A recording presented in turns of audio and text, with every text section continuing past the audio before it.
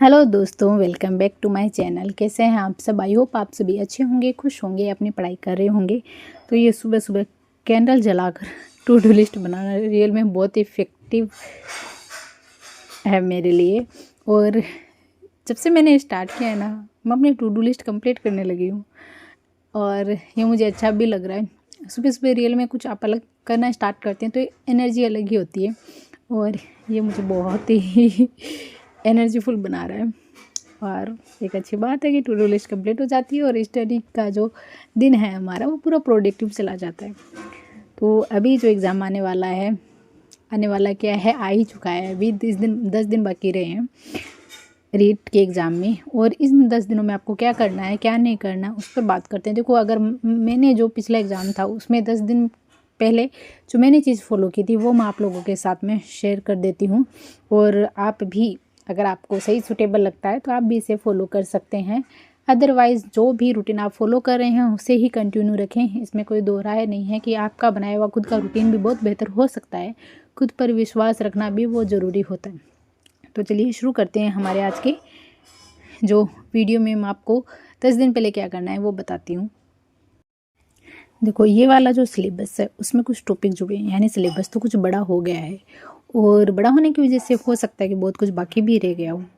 तो आपको क्या करना है, आपको 80 या 20 वाला रूल अपनाना है। मतलब कि आपका जितना बड़ा सिलेबस उसमें से 20% हिस्सा आप वो दे सकते हैं जहाँ से आप 80% मार्क्स वो प्राप्त कर सकते हैं। मतलब कुछ ऐसे चुनिंदा टॉपिक्स होंगे जिनसे हर बार क्वेश्चन आता ही आता है, उन क्वेश्चन को कवर करने की कोशिश कीजिए, उस टॉपिक को कवर करने की कोशिश कीजिए, मार्क्स आ जाएंगे आपके। और पहले वही टॉपिक आपको टारगेट करने हैं जो एग्ज़ाम में आते ही आते हैं, ठीक है। तो वहाँ से चीज़ें आपको कवर होना शुरू हो जाएगी। और अगर अभी तक आपने किसी भी प्रकार के PYQ को नहीं देखा है तो आप उसको देख सकते हैं। उससे आपको बहुत मदद मिल जाएगी कि कौन से टॉपिक जो हर बार एग्ज़ाम में आ रहे हैं, कौन से सब्जेक्ट के आ रहे हैं। और साइकोलॉजी हो गया, हिंदी हो गया, इंग्लिश हो गया, संस्कृत हो गया, पर्यावरण अध्ययन हो गई, जो भी आपका सब्जेक्ट है वो हो गया, उसमें कौन से क्वेश्चन जो बार बार रिपीट हो रहे हैं। एक ही टॉपिक से हर बार एक कोई ना कोई क्वेश्चन आ ही रहा है तो उस टॉपिक को क्लियर करने की कोशिश करें। और अगर कोई ऐसा टॉपिक है जो समझ में ही नहीं आ रहा है तो रट्टा मारना तो छोड़ ही दे उस टॉपिक से। और रट्टे की जगह अगर आप उसके कुछ एग्जाम्पल है उसको सेट कर सकते हैं अपने माइंड में, तो वो आप कर सकते हैं। तो रिलेटेड कर लीजिए उस एग्जाम्पल को किसी भी चीज़ से, तो वो ज़रूरी अच्छे से याद हो जाएगी। इस वक्त आप अगर मतलब यूट्यूब पे क्लासें ले रहे हैं, वीडियोस देख रहे हैं, तो वो आप अपनी टाइमिंग के अकॉर्डिंग ही करना, ज़्यादा मत देखना, बुक से ही ज़्यादा पढ़ाई करना। और अगर अभी भी आपको ये लगता है कि क्या मैं जो इतना सिलेबस आपका हो चुका है आप बाकी के 10 दिनों में कर लेंगे तो उसमें 100% कवर कर पाऊँगी, तो इसका मतलब इसका जवाब मेरी तरफ से ये ज़रूरी नहीं है। हर इंसान 100% सिलेबस कवर कर पाए ये ज़रूरी ही नहीं है। कुछ टॉपिक, कुछ चीज़ें आपको छोड़नी होगी। मैंने भी छोड़ी थी कुछ टॉपिक, मैंने पर्यावरण अध्ययन के भी छोड़े थे, कुछ साइकोलॉजी के भी छोड़ दिए थे, कुछ संस्कृत के भी छोड़े, कुछ मतलब कुछ टॉपिक आपको छोड़ना ही पड़ेगा। आप सारा सिलेबस तो नहीं पढ़ सकते।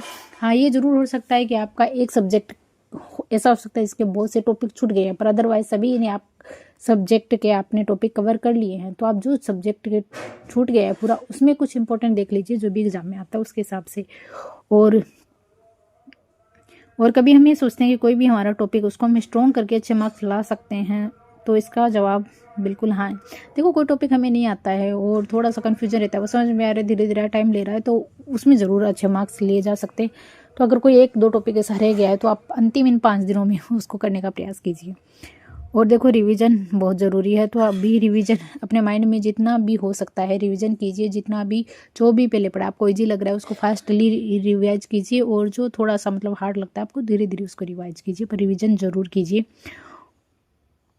और अभी भी आपने रिवीजन के लिए कुछ चीज़ें सोची होगी तो आप कलर कोडिंग भी यूज कर सकते हैं। जैसे रेड कर दीजिए यानी इंपॉर्टेंट फॉर्मूला ही, ब्लू कर दीजिए डेफिनेशन, ग्रीन कर दीजिए एग्जाम्पल्स के लिए, और ब्लैक कर सकते हैं एक्स्ट्रा इन्फॉर्मेशन के लिए। और शॉर्ट नोट्स तो आपने बना ही लिए होंगे तो उनको ही रिवाइज कीजिए बार बार।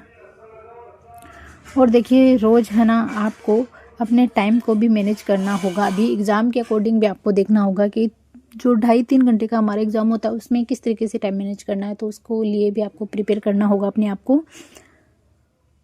और अफर्मेटिव बहुत ज़रूरी हो जाता है इस वक्त जब नज़दीक आ जाते हैं हम एग्ज़ाम के। तो हर सुबह खुद से कहो कि मैं कर सकती हूँ, मैं कर सकता हूँ।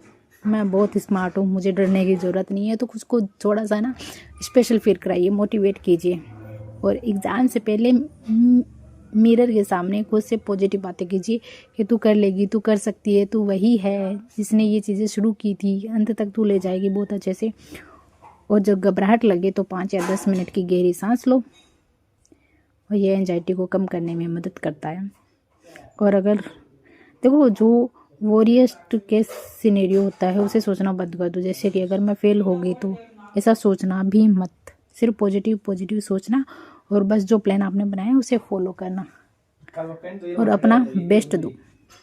सोने का टाइम फिक्स रख लो, उठने का टाइम फिक्स कर लो, और अपने जो अभी थोड़े दिनों में टाइम टेबल आ जाएगा, सो हाँ, तो टाइम टेबल और जो एडमिट कार्ड आ जाएगा तो उसके अकॉर्डिंग आप देख सकते हैं टाइमिंग कब है। तो लास्ट के जो 5 दिन बचते हैं उसमें अपना उठना और सोने का टाइमिंग उसके अकॉर्डिंग एडजस्ट कर लो, ताकि अगर एग्ज़ाम वाले दिन भी आप सुबह जल्दी उठते हैं या एग्ज़ाम टाइमिंग उठते हो तो आपकी आंखों पर, दिमाग पर, शरीर पर किसी भी तरह का कोई भी गलत प्रभाव ना हो।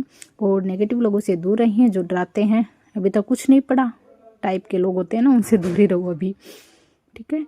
और तुम अकेले नहीं हो, तो कमज़ोर नहीं हो। ये 10 दिन तुम्हारे आने वाले कल की नींव है। तो हार मत मानो, डरो मत।